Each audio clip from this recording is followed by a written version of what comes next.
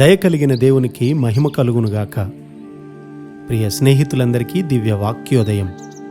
ఈనాటి పాఠ్యభాగము లూకా సువార్త 15:22. అయితే తండ్రి తన దాసులను చూచి, ప్రశస్త వస్త్రము త్వరగా తెచ్చి వీనికి కట్టి, వీని చేతికి ఉంగరము పెట్టి, పాదములకు చెప్పులు తొడిగించుడి. తప్పిపోయిన కుమారుడు ఇంటికి వచ్చాడు. మనందరము ఇంటికి వచ్చాం. మనం కూడా ఒకప్పుడు తప్పిపోయిన వారమే. మన తండ్రి ఇంటికి మనం తిరిగి వచ్చాం. అయితే మనకు కావలసిందంతా ఇప్పుడు మన తండ్రి ఇంటిలో కనుగొంటాం. తండ్రి ఇంటిలోనే మన ప్రతి అవసరత తీర్చబడుతుంది. మన తండ్రి ప్రశస్త వస్త్రాన్ని, అధికారాన్ని సూచించే ఉంగరాన్ని సిద్ధం చేసి ఉంచాడు. నీవు కూర్చొనకుండా చెప్పులు వేయడానికి అతడు సేవకులను కలిగి ఉన్నాడు. ఆ ప్రశస్త వస్త్రము నీకు వదులుగా ఉండవచ్చు. ఎందుకంటే అప్పటి వరకు తిండి లేక సన్నబడ్డావు కదా.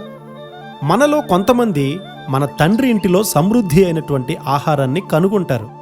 మన ఆత్మీయ మనస్సు కూడా చిన్నవాటితోనే సరిపెట్టుకుని తృప్తి పడుతుంది. అయితే ఇప్పుడే తిరిగి ఇంటికి వచ్చాము.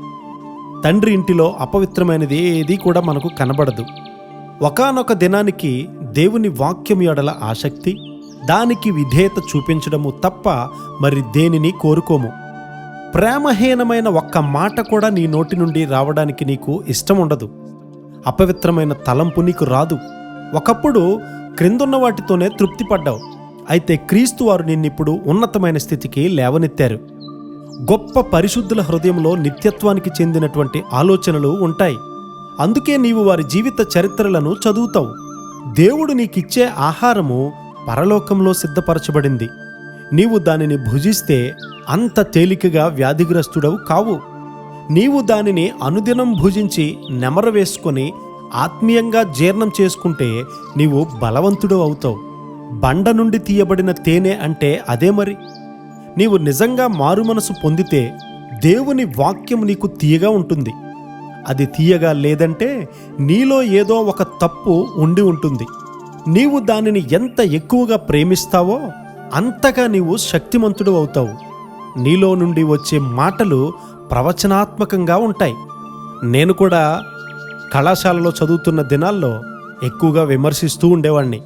పరిశుద్ధత, స్వార్థరాహిత్యం వంటి దైవిక స్వభావము నీలోకి వస్తే లోకము నిన్ను చూసి ఎంతకాలము పరిహసించగలదు?